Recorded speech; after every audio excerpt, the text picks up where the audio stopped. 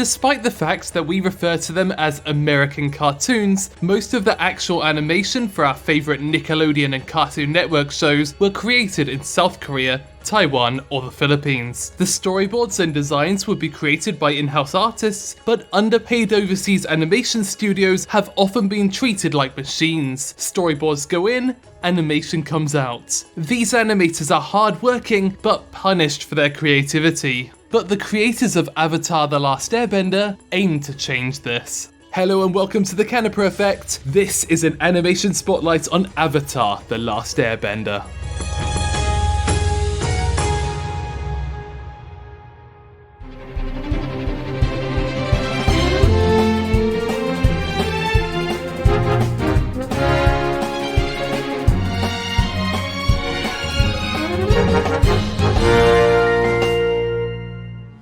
Avatar is the creation of showrunners Michael DiMartino and Brian Konietzko, who split their tasks between story and art. Michael would be the story editor, while Brian would take on the role of art director and main character designer. During his career, Brian had worked on King of the Hill, Family Guy, Invader Zim, among others, and one thing he'd noticed is that despite these American studios largely relying on Korean animators, there was little respect for them.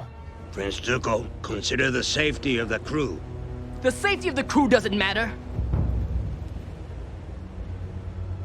Animation creator LaShawn Thomas made a similar observation while working on The Boondocks, where he realized that the American teams didn't actually understand the creative process that was going into their own shows, prompting him to move to Korea himself. When Nickelodeon commissioned a pilot for Avatar in 2003, the team's first thought was the animation teams. Being fans of anime, they initially contacted a whole bunch of Japanese studios, only to receive no response. This led them to look across the sea to Korea instead, and rather than selecting a large studio that could reliably replicate their vision, they instead looked towards Tin House, a smaller creative powerhouse that had recently released their own feature film, Wonderful Days. Brian spent 4 months in Korea working with the animators from dawn till dusk, where he learned how Korean animation worked and built friendships with the staff. Those friendships proved useful because those who'd worked on the pilot left Tin House to set up a new studio, JM Animation, and Avatar: The Last Airbender was offered as one of the studio's earliest projects, with help from DR Movie and later Moi Animation.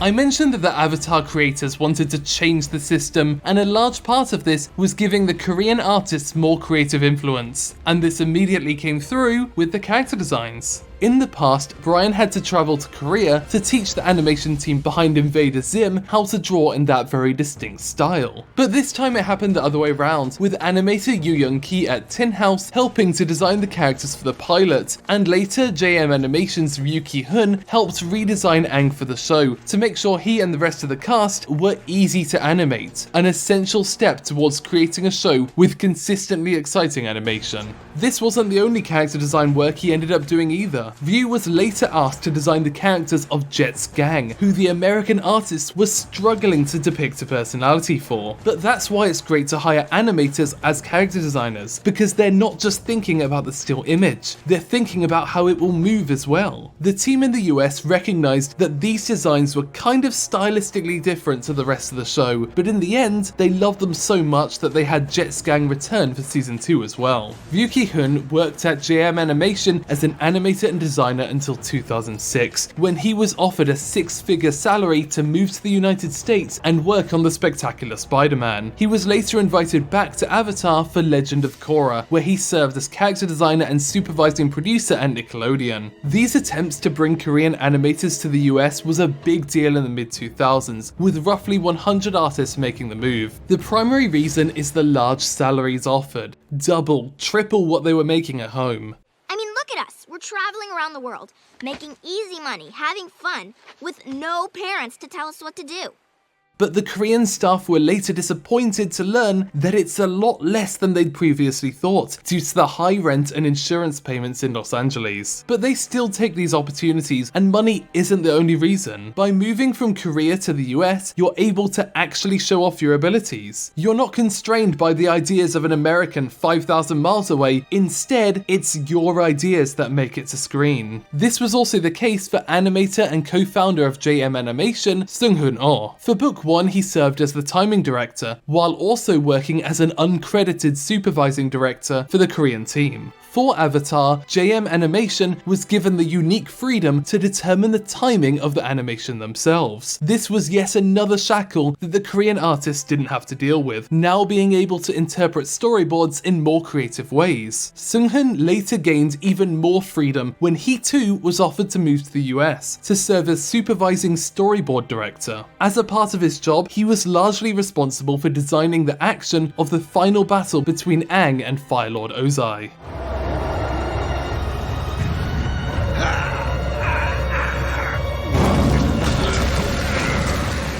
Having someone on storyboards who understood the animation capabilities of the staff was essential. He could get ridiculous. He could draw over elaborate fire animation into the storyboards and show off how Aang's abilities have grown throughout the show, and know that the animation team could pull it off. From the start, the animators were already adding extra touches. On the American side, they brought in showrunner Brian Konietzko's martial arts teacher to design the action of the show. In this way, Brian and Sifu Kisu would act out scenes together, implementing a different style of martial arts for each of the 4 kingdoms. Brian would also record himself performing character action as a reference for the staff, but the one thing they couldn't reference was the effects. Water. Earth. Fire. Air. Long ago, the creators of Avatar invented the idea of elemental bending, a way of having fights that aren't overly violent. But everything changed when they had to animate it. These elements can get complex, and as the series goes on, audiences expect to see them evolve. They're an extension of the characters after all, and without this attention to detail from the animation teams, you get proper and intense martial arts, but effects that feel entirely out of place and generally just look a bit pathetic. You know, something like this.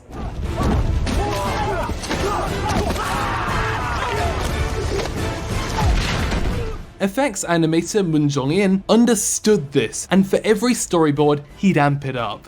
Instead of focusing on what the fire should actually look like, he instead took everything at its impression. For example, in much of Season 1, Zuko's fire feels angry, and depending on Aang's mood, his airbending can either feel light and playful, or furious and unrelenting. Animation can tell a story, and that's the philosophy the team took into the whole show. I mentioned before that the show was choreographed by an actual martial arts teacher, but Sifu Kisu wasn't the only one. For Toph, they brought in Sifu Manuel Rodriguez, a master of the lesser known Southern Praying Mantis style. But that said, he's kind of a larger guy, so he'd get his son or his student to record the footage to more accurately provide reference for a small character like Toph. Her scenes are my absolute favourite in the show, and like with the effects, the animation team added extra impact to each of her motions. Forceful and strong poses with quick, sharp hand movements. Even outside of the fights, the characters are all animated in ways that fit their personality. Aang bounces around constantly, but Toph always tries to keep 2 feet on the ground, because narratively, that's how she sees. Likewise, animator Jong Hae-young found that Sokka was her favourite character to animate for. Although it took a lot more work, his personality and slapstick gags are the result of the animators seeing the already excellent storyboards and going further with it, adding even more frames of animation. For this reason, Avatar: The Last Airbender has won awards for individual excellence in animation, character animation, directing, and storyboards, and they absolutely deserve it. I enrolled in a Fire Nation school, and I'm going back tomorrow. Enrolled in what?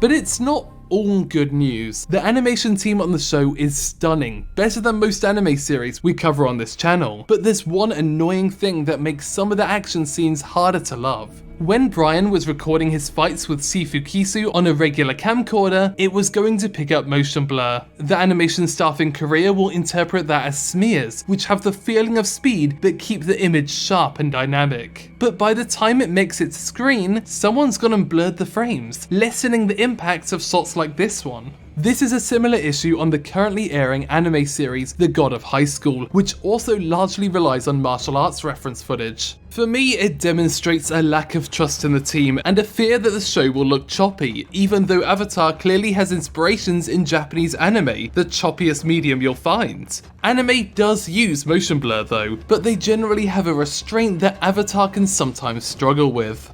But that one annoying thing aside, Avatar is nothing but accomplished. Even though they're working with character designs from the other side of the world, the teams in the US and Korea are able to keep the show expressive and moving, making sure that both the jokes and the more emotional moments hit their mark. These aren't still images, but they instead feel like real people you can get attached to. And while the script is great, the animation, design work, and storyboards are all a massive part of making us care about them, even a decade after the show is finished.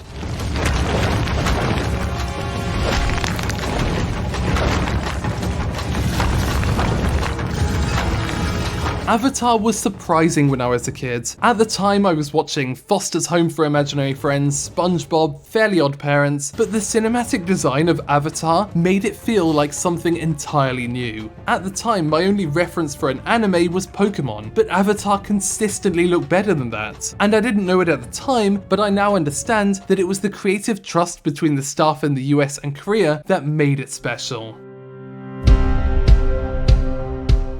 In 2010, Jae Myung-yu, an animation director on The Last Airbender, left JM Animation with a group of other staff to create Studio Mir. This time, not just working on animation, but working as a true creative force for a brand new Nickelodeon show. But that's a legend for another video. Thanks for watching The Canipa Effect. I just wanted to quickly apologise because I almost definitely messed up a few Korean names in this video. There's also a few topics that I didn't cover, but they'll be discussed in a video about the Legend of Korra, which will be out in a month or two. Hopefully. I'm awful with keeping these promises. But before we go, I'd like to thank these legendary people for supporting the channel. In particular, I'd like to thank Austin Hardwick, Dedameat, Edwin Shale, Frogkun, Jacob Bosley, Jawburst, JR Pictures, Julio Ruiz, my own mother, Nolan Soga, and that YuYen artist. If you'd like to help support future industry spotlights, please feel free to visit patreon.com/thecanipaeffect.